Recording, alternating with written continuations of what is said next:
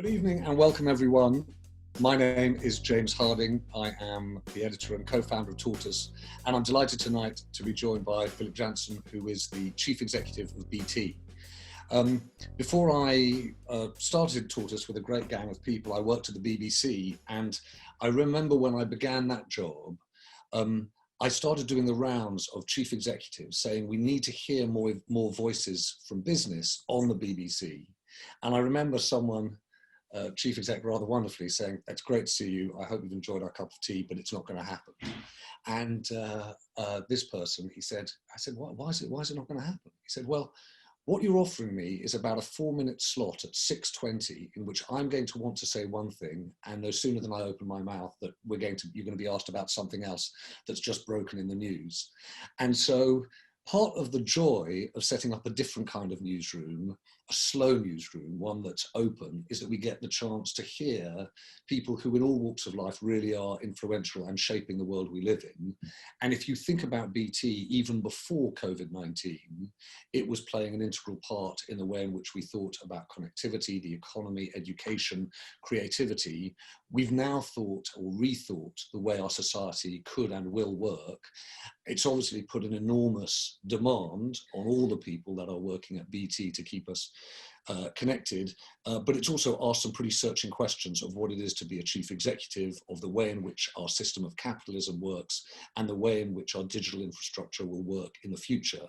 And so I'm really grateful to Philip for joining us, but also I'm really, really appreciative of all of you joining us, because the nature of the thinking, if this is your first one, is that it's essentially like an open news meeting. It's supposed to be a place where we all come together and we put our different points of view, and it's not a Q&A, it's not a speech, it's a chance for Philip to talk about the way in which he sees things and how he and the company are operating, but equally for all of us around the table to see how we see things, to say how we see things too. So we have one rather loosely enforced rule at A Thinking, which is no questions. What we want is your point of view, your observation, heaven help us, maybe even your experience of BT. And if that's the case, there's two ways of doing it. One is you can just plug into the chat and say, here's what I think, quite frankly. And my colleague Liz Mosley is trying to marshal the chat. No, sorry, Alexi Mostras. I always pin it on Liz, but actually it's Alexi Mostras who's doing it. Alexi will try and corral it, flag up to me issues and subjects we should be discussing. And likewise, I know you're all absolute supremos at Zoom, but you'll know that if you click on the participants tab on Zoom, a little grey box comes up and it says you can raise hand. And then I see a little blue digital hand, and likewise, Imi, who's helping produce this whole thing, will bring you in, make sure that you're part of the conversation. So please do weigh in. We want to come to a better understanding of our digital economy and the nature of the capitalism that we've got and the capitalism that we think we should have. And we hope this conversation will help inform our thinking. It will be better informed by you weighing in too. And with that, Philip, let's get going. So thank you for joining us. I wanted to start actually simply by saying, I think you were one of the first chief executives, one of the first bosses in Britain to be known to have had the coronavirus. What was it like? Well, good evening, everybody, and thanks, James, for inviting me. Well, I was very fortunate in that my symptoms were relatively mild. So, and you're right, it was sort of over 3 months ago.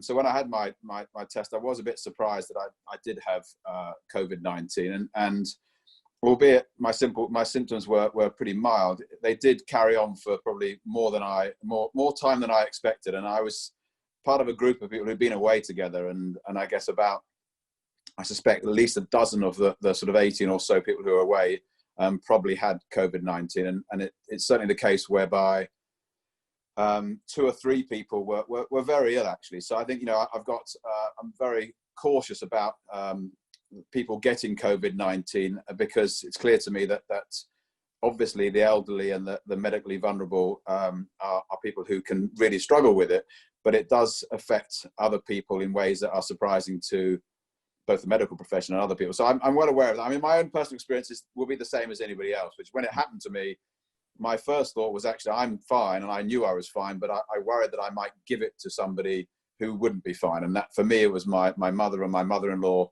And also I'd seen a lot of people across the time that I had it, and therefore I was very concerned that I may have given it to some other people who had vulnerable or elderly relatives who they cared for. So, which is one of the reasons I came out so quickly, to make sure that people knew I had it, because that's the biggest concern, is making sure those people who are vulnerable or potentially going to be hit badly by it don't get it.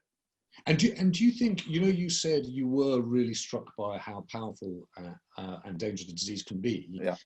It seems as though, certainly amongst the people I speak to who are running companies, there's quite a division between those people who say, look, we've really got to worry about the scale of this disease and the potency of it, and those who say, we've done such a good job, or the government has done such a good job of communicating the health risks that it's absolutely suffocating the economy.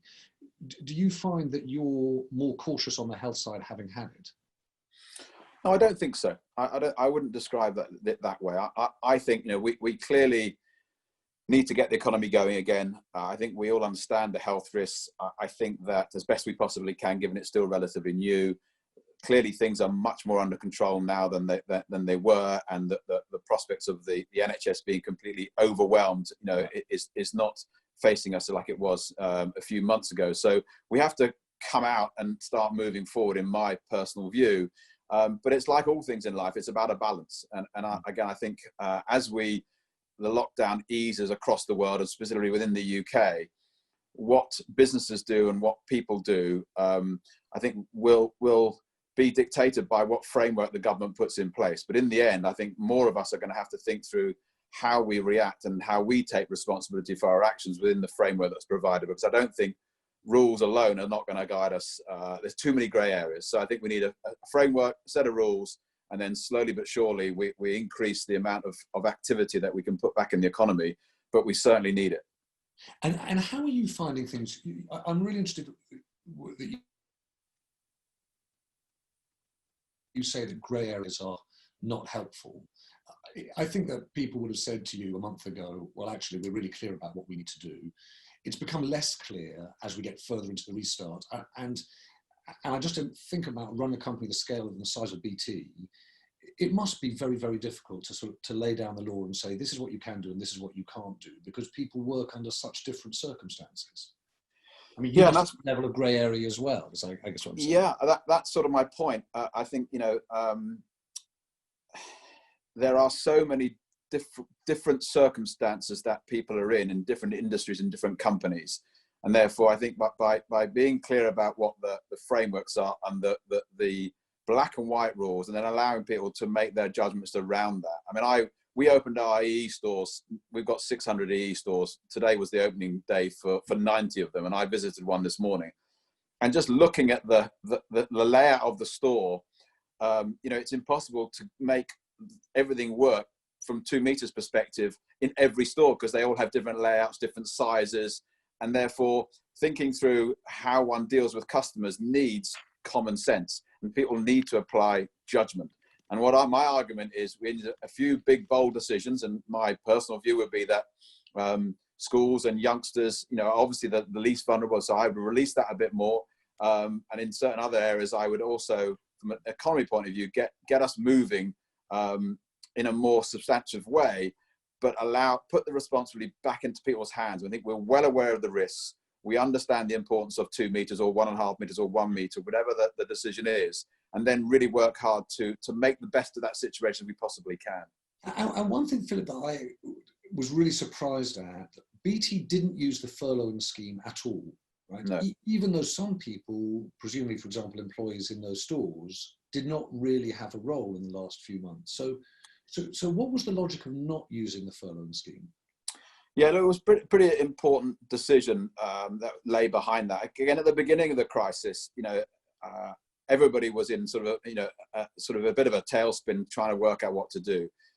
Fortunately for BT, we could see it at an early stage that we were obviously going to be essential to delivering services to not just our consumer households and consumers and business, but also some of the important elements of the public sector, most notably the NHS and the MOD and the police force. And we answer all 999 calls, for example, which it's a massive number.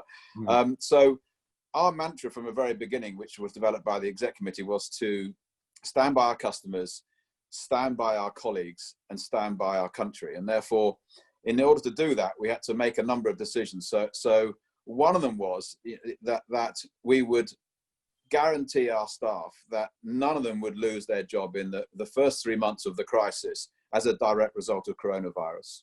Mm-hmm. We also said, by the way, you will be paid under all circumstances. If you need to be at home because you've got COVID, or you suspect you might have it, or you're feeling unwell, or you need to look after a loved one, or you've got trouble with childcare, do not worry, you will be paid. We will make sure, whatever your circumstances, you don't need to worry about that. You don't need to worry about employment. You don't need to worry about the financial situation for you personally. What we could do with you worrying about is how do we deliver for our customers, because everybody needs connectivity. The hospitals need connectivity, the healthcare system, the GPs, and also all our consumers and households are now being much more demanding of the network than we would have previously seen by definition, because everybody's working from home, kids are online, the demands are much greater. So, you can imagine, we've got 30,000 engineers, we're dealing with 300,000 connection challenges or complaints or queries or issues every single day. They need managing. And so the response from our staff was amazing. So that's the background to the decision. But the other important element to the furlough decision was, whilst you're right, there were many people who simply didn't have work to do that you could have argued could have fallen under the furlough scheme. We felt that, of course we're going to be impacted, and we'll be impacted by a significant amount, but it's not challenging the business model of BT in the way that maybe airlines or some of the leisure industry are being challenged. And therefore, we felt that the philosophy and the thinking behind the furlough scheme was to support those businesses that were deeply challenged financially, and to make sure that staff and colleagues were looked after and had that degree of certainty. So we provided that ourselves. And something, the retail stores, you're right, it's the best example because they were just shut. Yeah. But we paid all our staff, and actually, so many volunteered to do other things. So I mentioned the 999 calls as an example. You can imagine at the peak, we had 999 calls going through the roof, but we were 20 and sometimes 25% down on staff because they were either isolating because they were ill, or they were part of a household that was self-isolating for 2 weeks. So what happened was everyone retrained and worked longer hours. They worked overnight. We extended shift patterns, but many people from the stores wanted to be involved, play a role. They wanted to participate. So they retrained, and some of them got themselves involved in chat and became customer service agents from home. Some of them insisted on saying, look, can I go in the store and work from the back office and answer calls? So it was a massive team effort. So it's a mixture of, we think the philosophy from the government behind the furlough scheme was for companies not like BT. And therefore we decided not to take part in it. And then Peter, sorry, Philip, the thing that started reading someone's message, Philip, the thing that's sort of alarming, if you're listening to what you say, is you say, right, we guaranteed things for 3 months. We made a decision about essentially not leaning on government funding because our business was not going to be impacted in quite the same way. Yeah. But we've come to the end of that 3 months. Yeah. And I suppose, everyone is trying to interpret these unemployment numbers that we've seen, and the fact that they've not been as bad as some feared, but whether or not that's disguising what's just about to happen. I wondered whether, with an eye both to BT and what you think is going to happen more broadly in the economy, you can talk a little bit about what happens when that 3-month emergency ends and people start thinking about, okay, what kinds of cuts do they need to make for the next 12 to 18 months? Yeah, again, look, it's a really important point. And when I said earlier on about my own personal perspective, which, we all have on what one would do, I think I sort of trying to give an answer of a balance. I think the balance is, in one level, the health crisis facing us versus the economy. And it's obviously much more complicated than that, but at the same time, it's as simple as that. So I worry very deeply about what will happen in the next few months. I think the government support has been outstanding. I mean, and I've talked to many companies who've taken that support, either in borrowings or grants or the furlough scheme, and it's been a lifesaver, obviously. However, the sheer number involved in terms of the number of people, 8-9 million, plus the numbers involved in terms of the impact of that, which obviously leads into increased borrowing profile for the country, has significant implications. And I think I can see in the leading indicators that The economy clearly is slowed down dramatically, but we're going to see in the next few months, we're going to see unemployment rise, and I'm afraid it's going to rise more than likely very significantly, and therefore that has all the obvious impacts. So we need to find a way of collectively as a country, with government support, as an industry, as corporations, a way of minimizing the damage and recovering as quickly as possible. But I'm afraid unemployment is going to rise significantly, and therefore everything we can possibly do to avoid that should be done. And therefore that's why I'm implying with my approach, which is let's get moving, not, blow the doors off and just ignore everything else, but steadily increase economic activity in a coordinated fashion is important to avoid the inevitable being bigger than most people expect, and that is possible if we're not careful, in my view. Specifically for BT, by the way, right, that when we made that announcement, that was for April, May, and June, and I think what I said at the time was, for that 3 months, whatever the circumstances, these are the guarantees that I'm giving you as someone who works for BT. I mean, the good news is, because we've managed to do as well as we would have hoped in the crisis. I mean, there's still more to work through. Our uncertainty level is sort of slightly narrowing. And, and that's because by definition, 3 months down the track, we can see more visibility of how things are going to play out for the next 6 months. And BT has been impacted in lots of ways. I'll give you a specific, BT Sport, pubs and clubs, that's worth £8 million a month from us. They're not open at the moment, and there's no prospect of them opening and showing sport. So that's an impact for us. And there are many others like those, but we think it's manageable. But at the end of the day, it depends how long the economic squeeze happens and how quick the recovery is. So no company can put up with a double-digit reduction for multiple months and years. So I don't know. There is no plan at BT now for some major reorganization, restructuring that sees massive job losses. There is not. No. But I don't rule that out in 3 months' time or 6 months' time, because I don't know what's around the corner. And what I do know is, when I talk to our customers, particularly in the SME sector, I can see massive strain coming around the corner. And as soon as that furlough scheme becomes no longer available to people, there's going to be significant distress, because the revenues are not going to come back quickly enough based on all the things that we can see. And therefore, those businesses are going to be on the cusp of viability. And therefore, that's the kind of stuff that we need to work on. And I don't know the implications of that for BT, because no one can look forward, say, 6 months from now. And Philip, I'm going to bring in, because I can see Thomas Nieni's got his hand up, and Daniel Steinberg made a point. I just want to just finish up that thought about the decisions that you're making and the wider economy, because I'm sure people will feel some relief to think, okay, well, we've come to the end of June. There's not a plan for the next, as you say, you're not got anything in mind for the next 3 to 6 months, or you're not going to say never. But I wondered how much you find yourself thinking, on the one hand, you've got to manage the business responsibly so it delivers financially. On the other hand, if you do make substantial cuts, actually the unemployment problem and the scarring to the economy becomes a self-fulfilling prophecy. You become part of that cycle that drains confidence, that depresses demand. And how do you think about those twin things, the responsibility to shareholders and the responsibility not just to employees, but to the broader economy? Yeah, James, it's a great question. And again, they're all connected, to your point. And therefore, what we don't want to do is be making decisions that cause that sort of deck of cards implication that you're talking about. So, what we did was, as a board, we decided that we would actually announce that we were going to invest even more heavily than people expected in the face of a downturn. So we announced at our last results that we would spend £12 billion over the next 7 or 8 years building fibre to the premise, known as FTTP, to 20 million homes in the UK. We also announced that we were going to continue to drive hard on 5G and build out the network, and probably double the network coverage over the next 12 months. And the reason we did that was, a bit to your point, these are decisions that are not hard in terms of strategic direction. Mm-hmm. They're absolutely essential and necessary for the industry. They're absolutely essential and necessary for the country.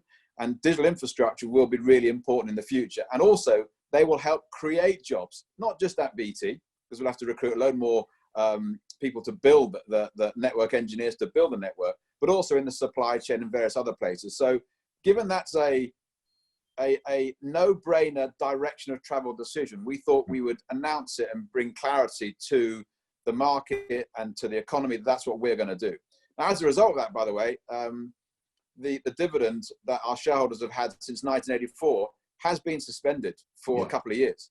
So that's a huge decision, but it's the right decision for BT as a business, and in the long run for all stakeholders, including shareholders. So I think that's how we got to the decision to make that we did on the dividend, but also on the full fibre and on 5G. So I guess this digital infrastructure point is crucial in my judgment, because it can help drive and facilitate productivity for the whole nation. But it takes time. So we need to get on with it. And that's why we decided to do that. Philip, I'd like to come back and talk about dividend and shareholder returns versus, broader stakeholder returns. But as I said, I'm going to bring in Thomas Nairney if I can. Thomas, I think you've got your camera on and you've patiently had your blue digital hand up. No problem. Can you hear me okay? Yeah, you tipped up very well. Oh, brilliant. Thanks very much, James, and thank you, Philip, for joining us tonight. Before I came onto this call, I spoke to my dad, who has just recently racked up 40 years with BT, and he recently has retired from Global Services. And one of the things that we've been talking about for a while from a very internal sort of perspective is I work for a business which doesn't regularly work remotely. Yet BT has been working, particularly in GS, remotely for probably the best part of 10 to 15 years. He has some amazing lessons learned of things which have worked well and not so well from a employee well-being and managing a virtual workforce perspective.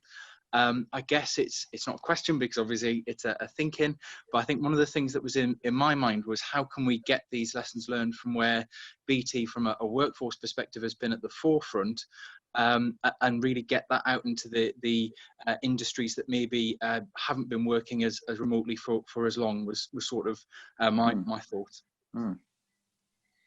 Philip? Yeah, look, I think it's a really good point. I think, again, it's a personal view, but I think there's no going back to the old normal. I think that the way people approach work and the way in which the nature of how they do their work and where they do their work will change forever as a result of COVID-19 and the changing dynamics we've seen. You're right, BT and Global is a good example.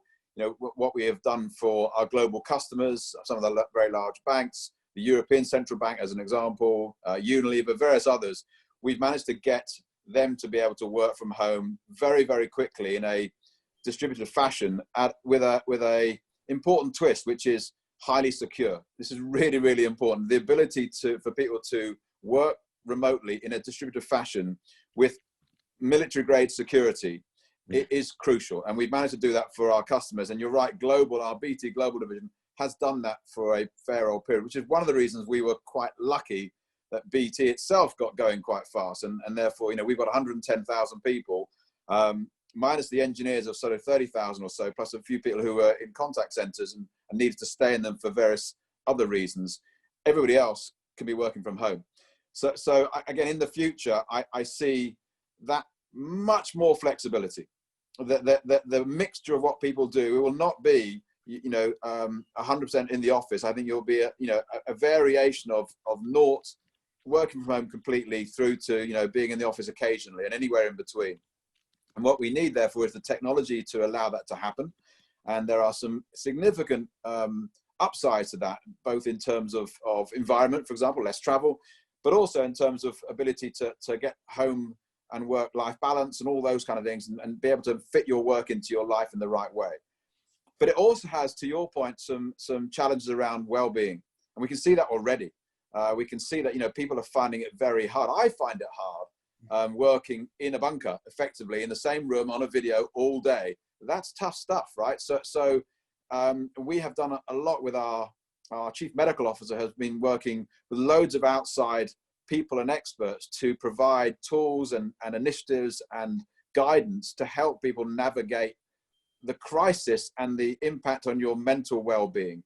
But that is going to be something that's important going forward as the new normal, whatever it is, takes place. And I think, working from home sounds great, but actually has its implications that are not always positive as well, because at the end of the day, we are very social animals and social interaction is important. And we had a top psychologist talk to my top 700 people, and he said something very important. He said, remember, Philip, social distancing doesn't mean social disconnection, and collaboration and communication, it has always been important, and it'll always be important going forward too.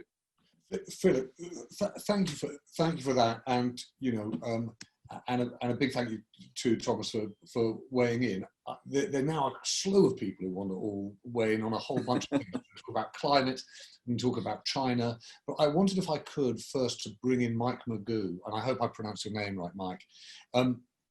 The reason is, we have been trying to figure out how much of the change in the economy essentially is not COVID related, are changes that were, if you like, in the post, even prior to the pandemic.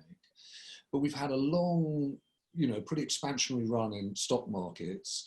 Companies overall have perhaps held on to a large number of people. And when I look at, I think Mike makes the point about airlines, you look at a number of industries where you think, are you really cutting jobs? Are you really restructuring in response to COVID-19?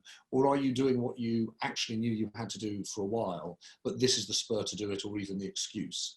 So I just wondered how much you think we're dealing with something that is cyclical in the economy, and so the restructuring might be even more deeper and the redirection more profound. Yeah, again, another really good point. I mean, again, look, it's a personal view. I don't know. I suspect that most commentators would have said that, pre-COVID happening, that we were due a correction or a downturn of some sort at some stage in the next period of time. So I think it's very logical to say you're seeing maybe a combination of an inevitable semi-correction plus an impact of COVID. And I think there's lots of arguments where you can see there are many places where maybe, with the backdrop of quantitative easing and low interest rates, keeping alive activity that may not have survived a different scenario. I think that's true as well.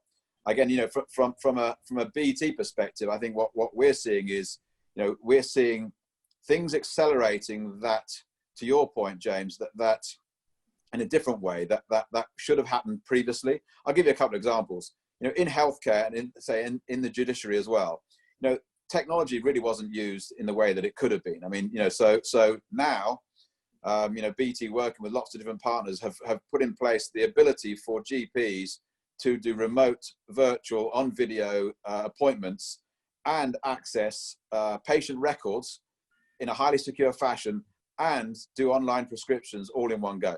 Yeah. That technology was available years ago, but it hadn't happened. Again, courts and lawyers and barristers and solicitors were still operating in the old world, and they didn't really, they had the odd video link, but now the whole courtroom is virtual.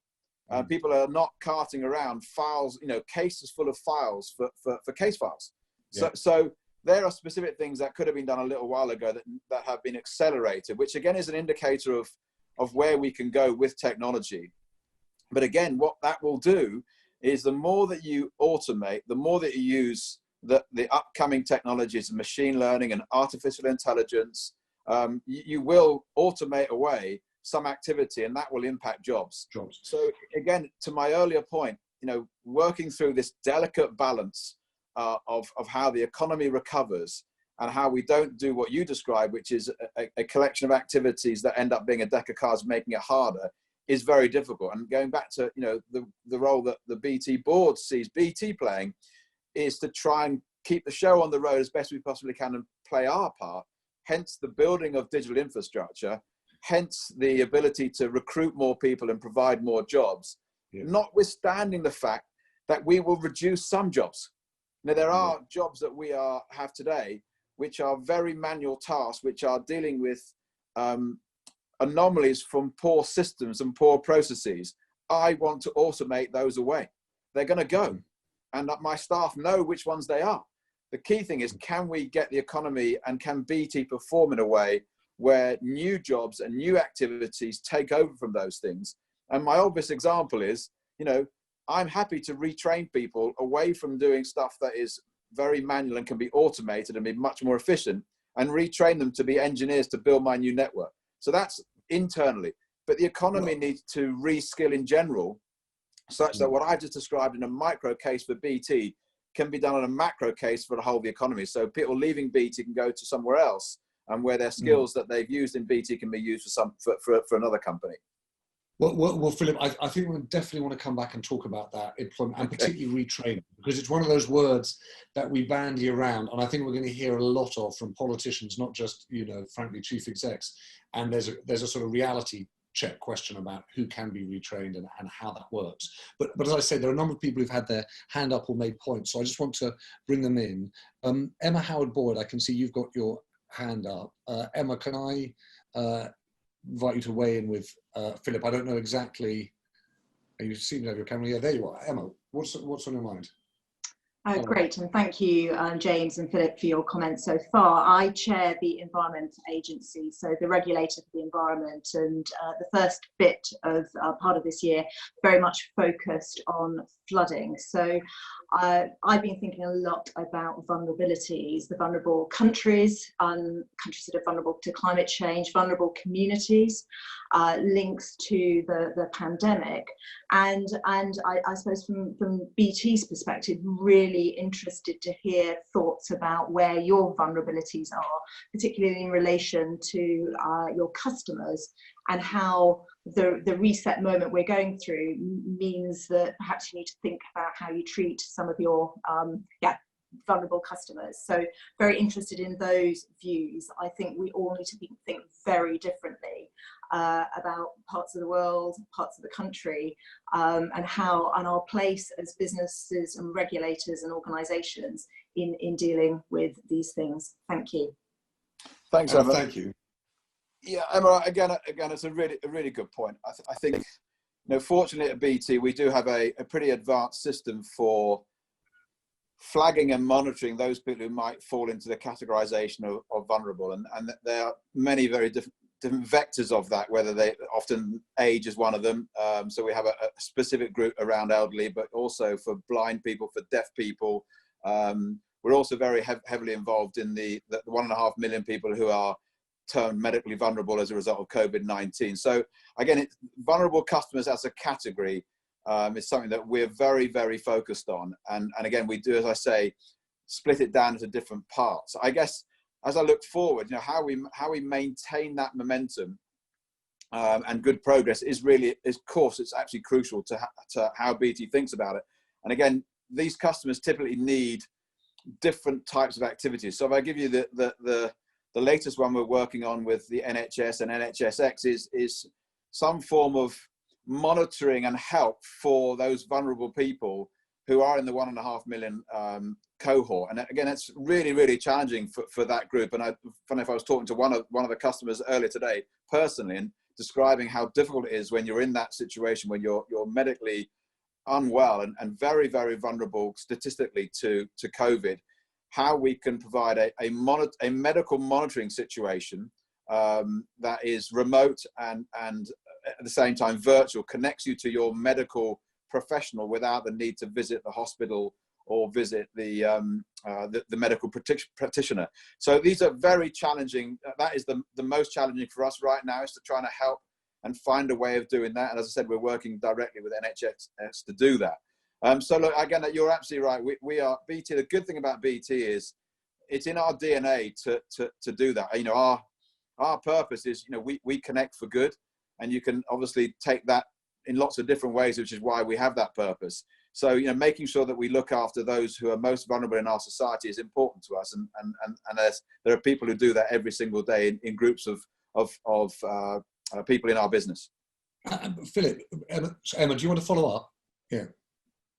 Oh, Emma, sorry, you're on mute. Hold on. You sound like you're saying something interesting, but you're muted. Far away. Am I back? Go. You're back. Blind spots. It's something we all need to think about.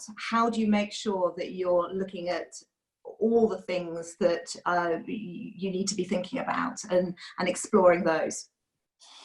Yeah, Emma, again, look, you're absolutely spot on. It's it's having the ability to put yourself in someone else's shoes, and that is true of vulnerable customers. It's true of the whole diversity and inclusion agenda. We have this the Black Lives Matter movement, gathering massive momentum across the world. We again at BT thinking about those people in our organization. It's an attitudinal thing, being able to value diversity, but also recognize differences in people, and in one regard celebrate it for diversity of opinions and approaches, but also when people are in that category you talked about, i.e. vulnerable, try and understand what it must be like for them, and therefore trying to invent stuff and provide stuff that is helpful to their particular situation. And again, it's about delivering those sort of customer touch points that deliver those things. And again, we've got some great examples. I won't bore them, but dealing with people who have disabilities and who are blind or deaf, for example, for BT, we are uniquely placed to help them with that, and we do some really fantastic stuff for those kind of people and many others. But there's more to do as ever. Emma, thank you. Philip, I'm going to just bring in Jason Nisse, if I might, because he raised a point in the chat, which actually a couple of others have raised. In all the discussion about COVID, it's actually been quite hard to focus on quite how far the world seems to have diverged in terms of the US and its allies versus China and its allies. And BT seems exquisitely placed, caught between the two, given the work it does with Huawei and the politicization or the politics around Huawei. Jason, do you want to come in on this and just, there you are. Oh, what a yes. lovely evening, looks like. Yes, talking from my garden.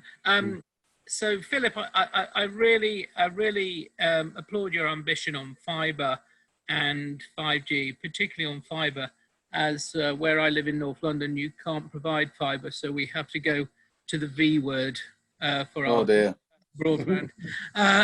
Yes, or ruder words we might say about them.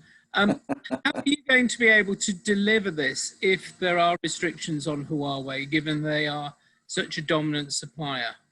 Yeah. Well, firstly, I'm sorry you're not a customer. We're coming to you soon, I guarantee you. So hopefully in the not too distant future, you'll be a fibre to the premise customer of BT. Again, critical subject, clearly. Huawei have been involved in the digital infrastructure within the UK for a long period of time. Their technology now is very, very good, and some would argue it's better than most. So right, it's a challenge for us. We have, however, followed the government guidance very, very clearly, and they've made a few decisions whereby in the 5G network that the Huawei kit will only be used in 35% of what's known as the radio access network, which is the outer layer. And what you're dealing with there is really sort of signal rather than messaging. So it's much easier to control that area and the less sensitive parts of the network. So that's the policy today, and there's no announced change in the policy. BT's approach is actually very simple on this, which is security, cybersecurity is absolutely paramount, and that comes ahead of anything. And sometimes BT sort of gets positioned as being an organization that wants to use a supplier, maybe Huawei or anyone else, under any circumstance, as long as they've got the best product at the lowest price. That's not the case. So we work very, very closely with the government, GCHQ, and the authorities, the National Cybersecurity Centre, to monitor the hell out of all suppliers and all activities in cybersecurity. BT has 3,000 people who only do cybersecurity. Every single day, we will stop 4,000 cyber attacks on the UK network. So, we are enshrined deeply in the cyber activity. And there are many, many ways, unfortunately, that smart people who are bad actors can try and interrupt service, not just from a networking point of view, but in many other ways. And you'll know about those. So if things dramatically change for whatever reason, whether it be political or, more importantly, if with good substance other changes happen down the path, BT will just respond to that and do the right thing. And therefore, it's cost us the changes that were announced, which I fully agree with, cost us about £500 million. and that's in our plans going forward. And if we need to accelerate things, then that's what we'll do. If it's the right thing to do, we will do it. And there's never been a debate within our boardroom about anything else apart from that, to be honest. But, so the short answer is we can do it in most circumstances. The only thing I'd say, when you get into the execution of whatever decision is made on anything to do with network, is you typically need a bit of time. Because, you know, what you've got right now is, you take Huawei, they are deeply enshrined in our access network, which is as I said, the radio access network, the outside ring, which is relatively easy to manage compared to the core network. They are there in 4G in many mobile operators, not just BT and EE, which we obviously own. So in order, if for some reason that changed, it would take a long time to remove that. And therefore that's what needs to be thought through. But the management of the risk is the most important thing. Understanding what the real risks are. And that's what we spend our time on, is working with GCHQ, working with the National Cybersecurity Centre and Huawei and others to make sure that we understand exactly what is happening in both in terms of code development from a software point of view, but also how the connectivity between different parts of the network, so that any risk profile that is run is appropriate for BT, for the UK, and for the economy at large. Philip, thank you. And Jason, thank you for that question. We build this thing as a discussion, in fact, about responsible capitalism and the capitalist system more generally. I want to bring in Ella Whitaker, but I just had a simple question. Has your view, your confidence in capitalism changed, Philip, in the last 10 years?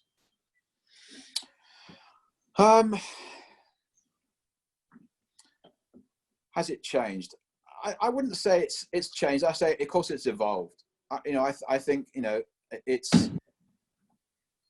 we're in a different situation now. And I guess the reason I hesitate slightly is I think we can all see that, going back 10, 20 years, the economic implications of some of the decisions that have been taken by policymakers, but also enterprises, have been suboptimal in many occasions. And therefore, reaching out for the new face of capitalism, whatever that looks like, is a important topic, and I think an important objective we should all aim for. And therefore, this idea of responsible capitalism, the sort of being, the stakeholder CEO, not the solely shareholder CEO, I think is really important. But again, at the end of the day, again, this is the underlying challenge, which is, again, in order for an economy or a business to prosper, it needs the financial means to do that. And therefore, politically, you'll find all of us wanting to put more money into the NHS and into growing services that are attractive. But if we haven't got the funds to do that, we're not going to be able to deliver it. And therefore, the same is true of companies. And therefore, one needs to find mechanisms to I was going to use the word force, but it's not force. It's encourage and create the environment whereby decisions are made which are in the interest of the broader stakeholder base. And the problem with that is you can't regulate that and you can't legislate it really. You need leadership to do that. And my desire is that as time goes by, the combination of politicians, regulators, and industry and business leaders is that we sort of unify on a bit more of a common purpose, and we've all got a role to play in that. And that's very, very difficult to do for obvious reasons. But it's so interesting you say that, Philip, because of course, what you said a few minutes ago, or 10, 15 minutes ago, about the fact that, the suspension of the dividend was actually in the long-term interests of society, obviously, for the investment in a better digital infrastructure, but ultimately shareholders too. That was a nice formula for dealing with what's frankly a very difficult issue, which is holding off those payments to shareholders when they expect them. And I suppose I'm going to bring in Ella, because I think that she's asking the question that's on a lot of people's minds, which is whether or not actually a recession is going to make it harder to do the sustainability to deal with the ESG agenda, or easier, whether this is an inflection point that makes it easier or actually tougher. Ella, are you there? Because I've sort of warbled on and got in the way of your point. Yeah, far away. Hi, thank you, James. Hi, Philip. So I know that sustainability is a massive central part to BT as a business. And how do you think that COVID-19 will shift the focus to, on ESG as a way of measuring business success, given the kind of numerical negative impacts on more traditional indicators such as GDP and profits and things like that, given the recession caused by the pandemic? Yeah, Ella, I mean, thanks for the question or comment. I guess, you know, if you look at some of the sort of announcements that corporates have been making in the middle of the crisis, I mean, you know, BT is one of them, BP and Unilever.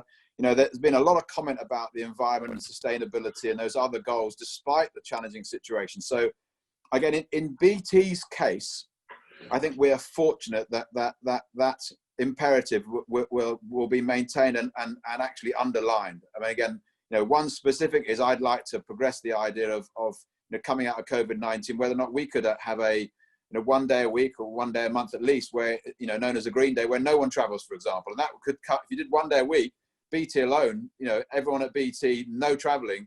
That's a 20% cut on travel emissions just there and then, right? You know, and if everyone did that, you could have a big impact. So I think there are some opportunities. However, being realistic about it, and this is the point, when businesses are under huge pressure and they need to cut back on certain things, inevitably some of those things that have longer term paybacks and some of those things which are more in that category, which are non-financial and look like they are unprofitable in the very short term, get questioned. And that's where I think all of the people I talked about, that the different stakeholders need to hold hands together and say it's the right thing to do. And if I bring it back to the decision on the dividend, it's an example. And this is what the point about linking James' argument about responsible capitalism. We could have maintained our dividend at its current rate for quite a few years probably, but not forever. And what would have happened is eventually you'd keep paying the dividend, but then suddenly at some stage the dividend would not have been able to be sustained. But at that point, the smart shareholders, they would have sold their shares. And therefore the share price would end up going down and the dividends would be then reducing, and you'd have a less good company that's less valuable, less able to do the things that I've just described. Now, yes, we're investing heavily in the way I described, and it is, you know, £12 billion, but part of that plan actually allows us to make big improvements on the environment. And I'll give you an example. We take 1% of the electricity of the UK, in the UK, off the grid. Using this new technology, we will use less. The new technology doesn't need as much power. So I hope in the next 10 years, I mean, my bold target would be can we halve that? So if many companies were thinking like that together, and we could halve the amount of power used, and again, I don't think I'll hit that number, but I'll get as close as I possibly can. Equally, we've got 30,000 vehicles. We're the second biggest vehicle fleet in the land. That's all going to be electrified. So, and I'm going to do that as part of the fiber investment and part of the 5G investment. It's all a connected plan. So again, if you take you know, it may not work out perfectly, or it won't work out exactly as I planned it. But we've got a longer term plan at BT. We've got an Ambition 2030, which is a 10-year blueprint. We've got a 5-year plan, which is detailed. We've got our purpose, which is we connect for good. And that as a framework for the business does work. And the financials need to deliver for our shareholders such that we can keep investing and do the kind of things I talked about. And by the way, we're also, you know, on digital skills, we're determined to contribute our part to provide 10 million people with the ability to learn new digital skills. So we're trying to connect the whole bit together. But again, the regulator in our instance and the government need to make sure that we can invest in the infrastructure to get the returns, to create that virtuous cycle that I'm talking about, and pay our taxes. We're the 6th biggest taxpayer in the country. And the final point, I'll just link it back to shareholders. Everyone thinks that shareholders are always, you know, the sort of Porsche driving people in the top of the tower. They're not.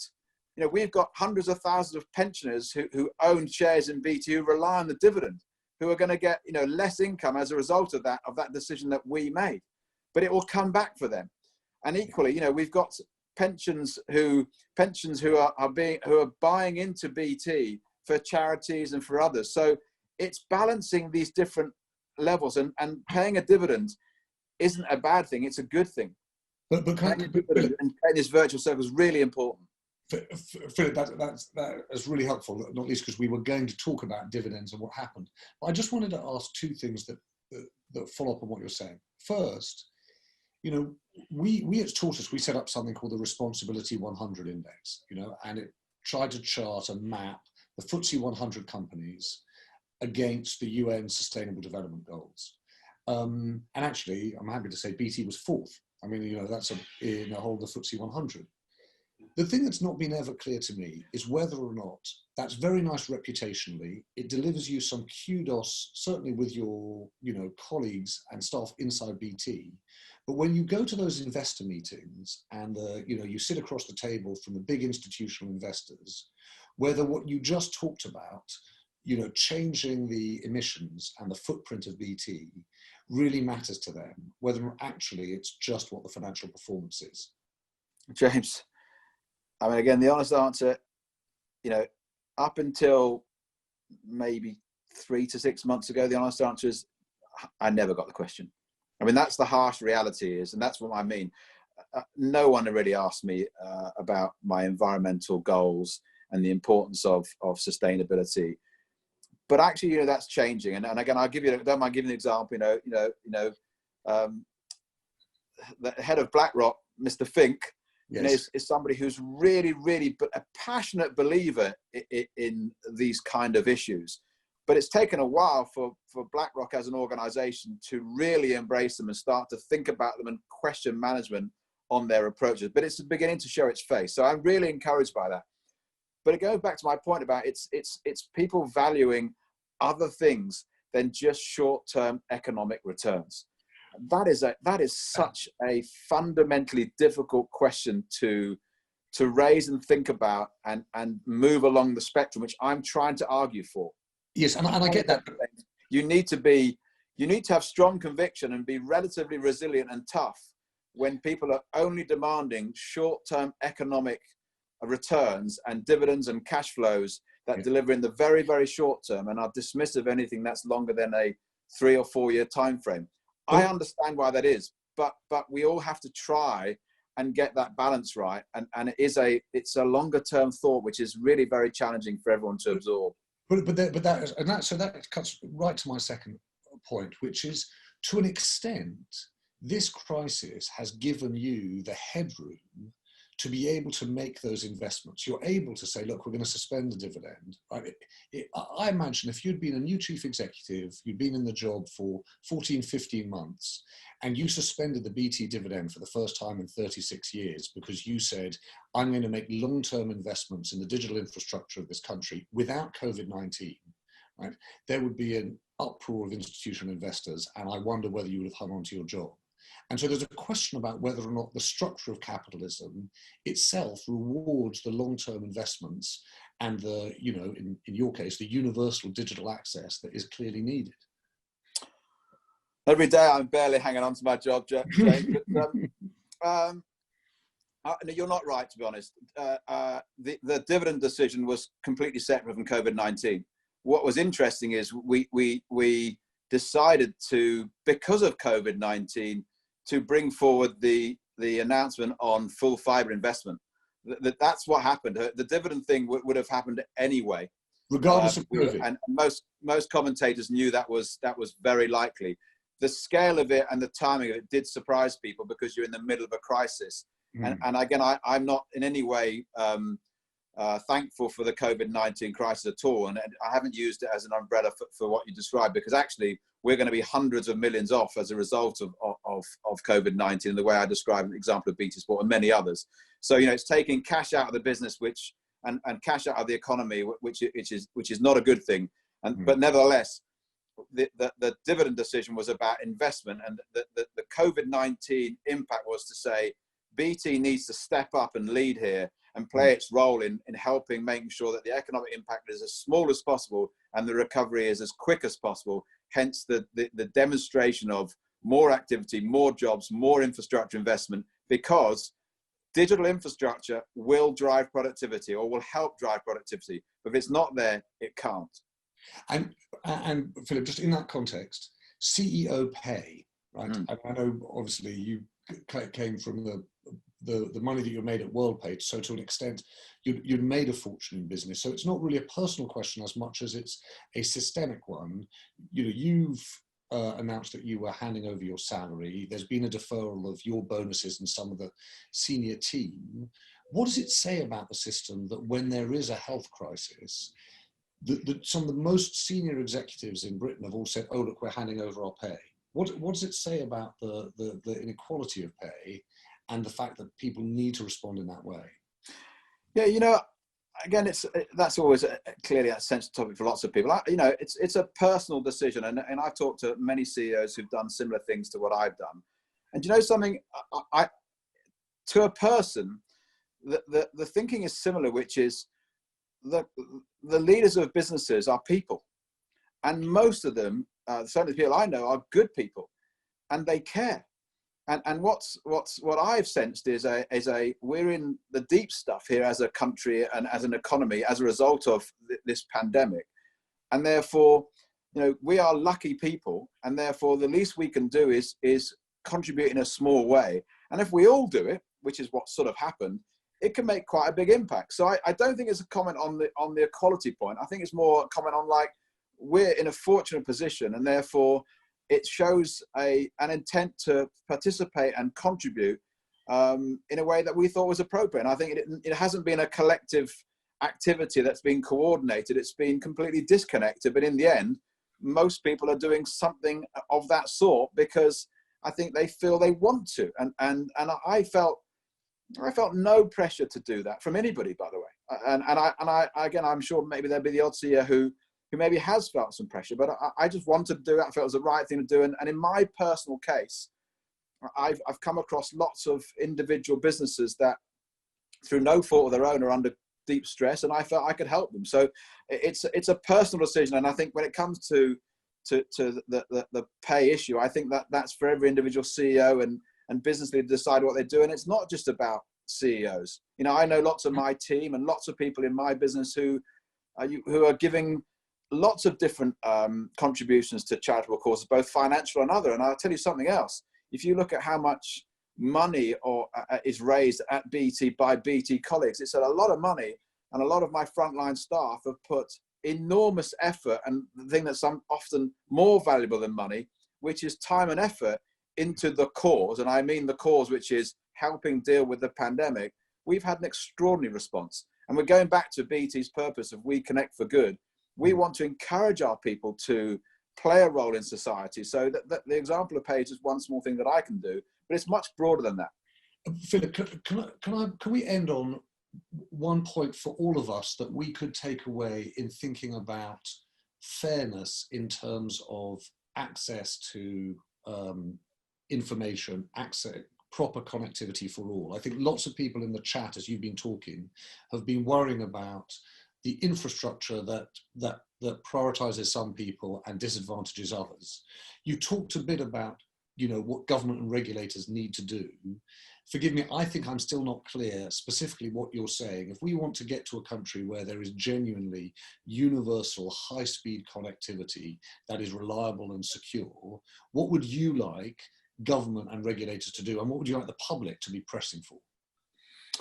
Yeah, no, again, important topic. I mean, firstly, you know, you probably sense from the way I've been describing things, and, you know, BT, and all the evidence suggests this, you know, has done a very, very good job in the crisis of providing connectivity for all our customers, large, big corporates, all the way to small businesses and also consumers. However, we are far from perfect, and there's lots of things that we can do better. And there are definitely many, many customers, and in absolute numbers, they're quite significant. In percentages, they're tiny. But when you've got 30 million customers, you know, you get a few thousand who are unhappy, that's going to make a difference. So I feel for those people completely. The central point is, and where there are real challenges there are gaps in the digital infrastructure. And again, I'm the first person to own up to those and recognize them and not bury my head in the sand and pretend that doesn't exist. It does, both in the mobile area, So if you're in the rural areas, there is no question that there are not spots and partial not spots, and equally in the fixed area, there are rural areas who have very poor connectivity and therefore low speeds and inability to do basic connections, and in some cases, you know, just even get online and be able to communicate, let alone run a business or work. So I recognise those.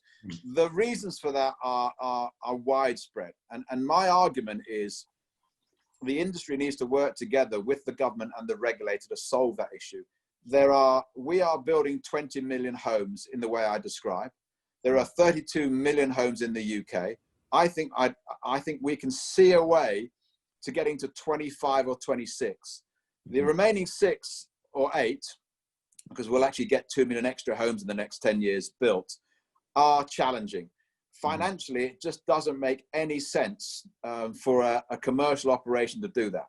Now, where the government have recently stepped up is they put £5 billion into a rural fund that allows companies like BT and many others, all others, to access to try and build in these rural networks. So there is big progress on that front. And actually, one of the reasons we made our announcement, just so you know, is we are expecting, but we don't know, we're expecting the regulator and the government to confirm the outline plans that they have laid out.